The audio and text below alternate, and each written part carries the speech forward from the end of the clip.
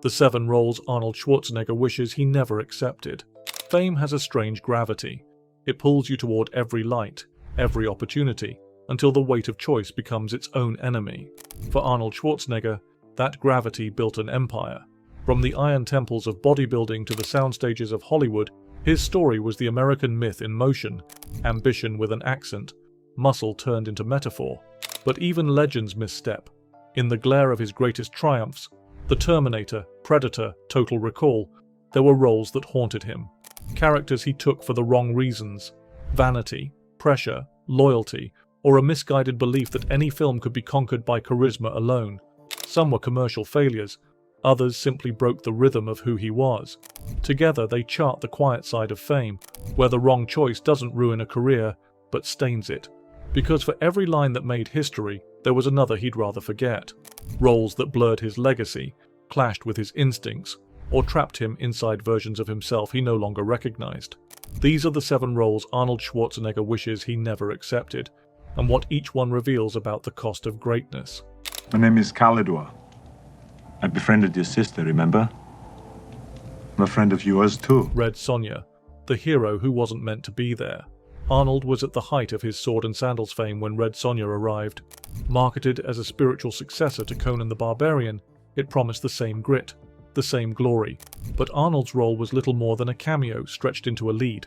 He later confessed that it was terrible, even joking he used it as punishment for misbehaving children.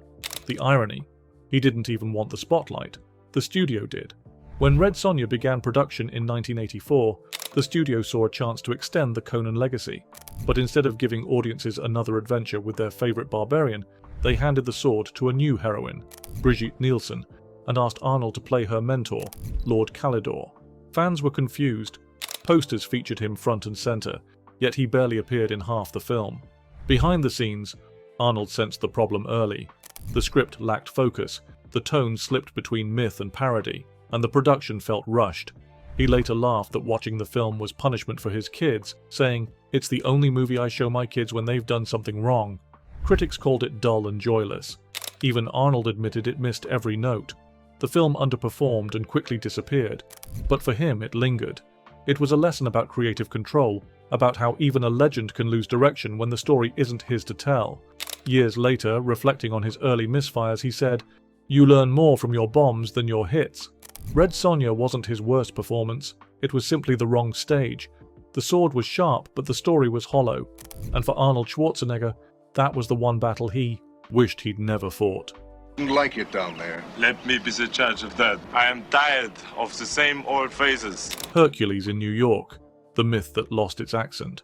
His first film role was supposed to be his big break. Instead, Hercules in New York became an unintentional comedy, overdubbing his Austrian accent and turning a future icon into a punchline. The film's clumsy production and cardboard dialogue embarrassed him for years.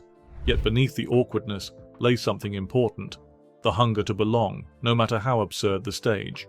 When Arnold arrived in America, he was still a bodybuilder chasing an impossible dream. Hollywood didn't know what to do with him.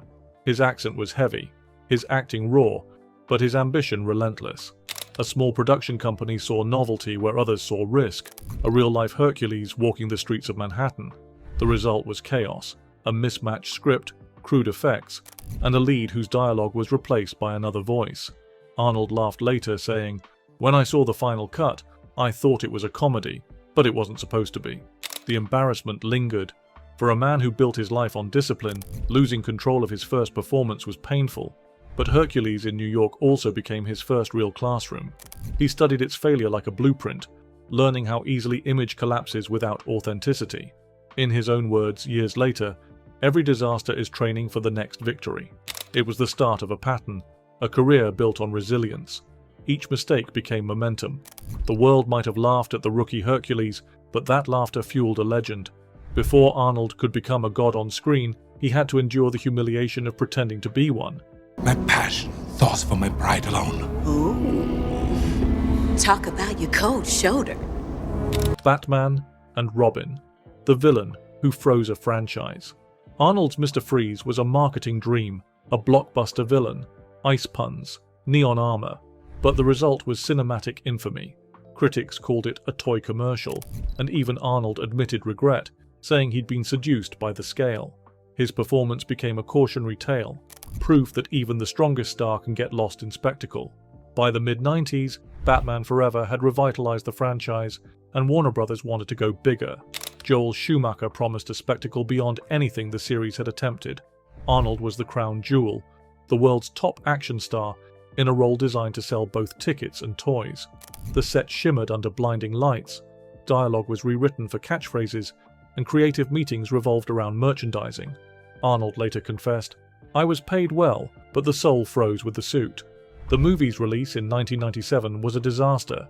Critics shredded it. Fans mocked it.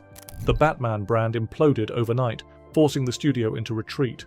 For Arnold, the experience marked a painful turning point. He realized that scale without story was hollow, that no amount of costume or charisma could thaw a frozen script. The film's failure didn't just bruise egos, it reshaped careers across Hollywood. Years later, in an interview reflecting on the experience, he said, "Sometimes you chase the spectacle and lose the story." The words cut to the heart of what went wrong, and what he learned. Mr. Freeze became a mirror, reflecting not failure, but hubris. In the end, Batman and Robin didn't destroy Arnold's legacy. It preserved it through humility, because every empire, even one built on muscle, must learn to melt before it can rebuild. I'm pregnant. Good explanation. I really am. Junior, the comedy that went too far. Junior was supposed to show his softer side. A pregnant Arnold, literally. The experiment in gender-bending comedy earned curiosity but not respect. It's one of the few films he openly distanced himself from, calling it a mistake of timing. What was meant as brave ended up bizarre. Yet it also showed his willingness to risk ridicule, a rare thing for an action titan. After years of dominating the box office with muscle and mayhem, Arnold wanted to prove he could do more than lift weapons. Director Ivan Reitman, who had delivered Twins and Kindergarten Cop, offered another twist on the tough guy with heart formula. But this time, the joke went too far. Audiences didn't know how to process the image of the world's most masculine hero carrying a baby. The premise was outrageous, but Arnold embraced it with commitment. He once said, "You can't build a long career if you're afraid of looking foolish." Behind the comedy, however, Junior exposed a strange vulnerability. Arnold's sincerity made the absurd premise almost believable, and that's what unnerved people. The film wasn't mean-spirited, it was just misplaced. Critics praised his effort but questioned his choice. In private, Arnold reportedly regretted doing it so soon after True Lies, which had solidified his perfect balance of humor and heroism.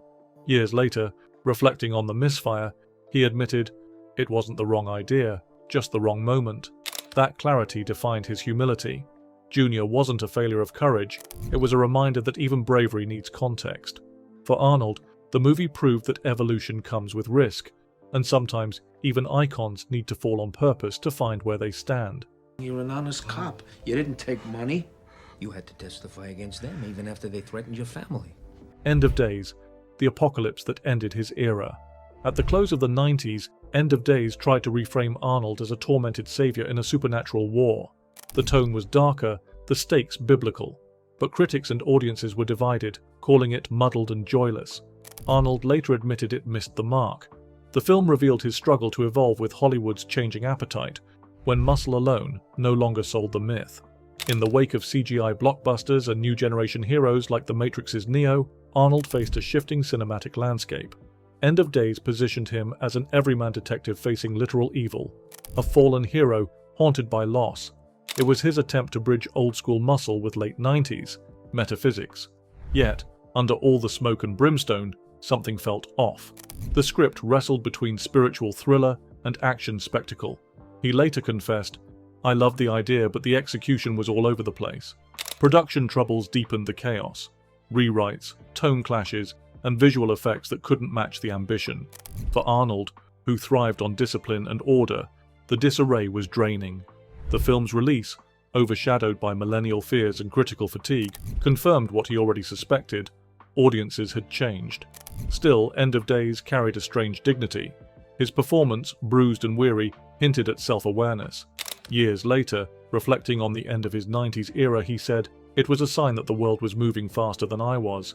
That realization didn't defeat him, it redirected him. The apocalypse on screen mirrored the one in his career, not destruction, but transformation. And for Arnold Schwarzenegger, that ending became the start of something new, learning when to fight and when to let go. I'm just going to pick up my kid. Okay. If you don't mind. It's just going to be a minute, okay? Thank you. Sure. Collateral Damage, The Hero Without a Cause. Filmed before September 11th and delayed afterward, Collateral Damage was cursed by timing. Its story of terrorism suddenly felt too close, too raw. Arnold's performance was earnest, but the film drowned in bad fortune and tonal confusion. He later called it one of the most frustrating projects of his career, not because it failed, but because it couldn't be saved. Originally conceived as a return to grounded action, Collateral Damage cast Arnold as a firefighter who loses his family in a terrorist bombing. It was meant to strip away the superhero armor, to show a man broken but unbent.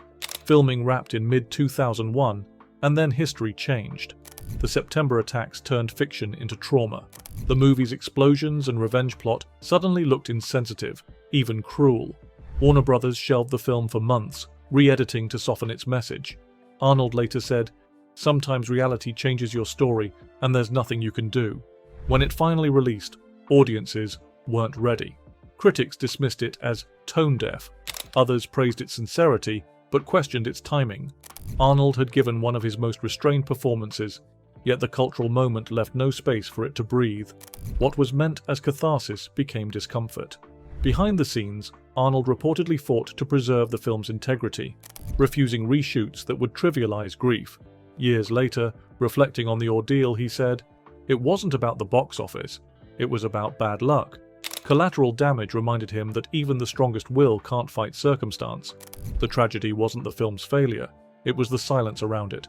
A project born from conviction, buried by timing. For once, the world moved faster than the hero could catch it. Could I speak to the drug dealer of the house, please? I beg your pardon? It's a beautiful day, and we're out killing drug dealers. The Last Action Hero, the satire that didn't know it, was real. It was meant to be his masterpiece, a parody of action cliches starring the man who defined them. But The Last Action Hero arrived just weeks after Jurassic Park, and audiences didn't want irony. They wanted dinosaurs. The movie bombed. Years later, Arnold reflected that it was too far ahead of its time. Maybe it was. Or maybe for once the action hero couldn't outsmart his own myth. The project began as Hollywood's boldest experiment, an action movie that mocked action movies, a hero who knew he was trapped inside a script. Directed by John McTiernan, who had given Arnold Predator, the film was a metatextual gamble. It blurred the line between satire and sincerity, letting Arnold play both myth and man. He recalled, "I loved the idea of laughing at myself. It felt like freedom. But the freedom came at a cost. The studio hyped it relentlessly, marketing it as the event of the summer. When Jurassic Park opened 2 weeks earlier, it consumed the box office, leaving The Last Action Hero in the cold. Critics were divided. Some saw brilliance, others confusion. Audiences, caught between irony and sincerity, simply didn't know what to feel. Arnold stood by the film's ambition, but admitted later, "We tried to be clever when the world just wanted to be entertained." The failure was painful, but not terminal. Over time, the movie gained cult status, praised for ideas that were once dismissed. In hindsight, The Last Action Hero was the end of an era, the moment the unstoppable machine of the 80s hero became self-aware. Arnold had finally met his only real rival, the myth of himself. In the end, regret is just another kind of reflection. The shadow success leaves behind. Arnold Schwarzenegger's story isn't defined by these 7 roles, but by what he learned from them.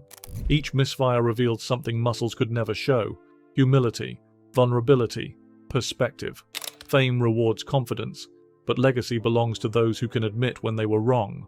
Arnold's greatest strength was never his body. It was his willingness to evolve. The man who once conquered Hollywood by force later understood that true power lies in restraint, in knowing when to say no.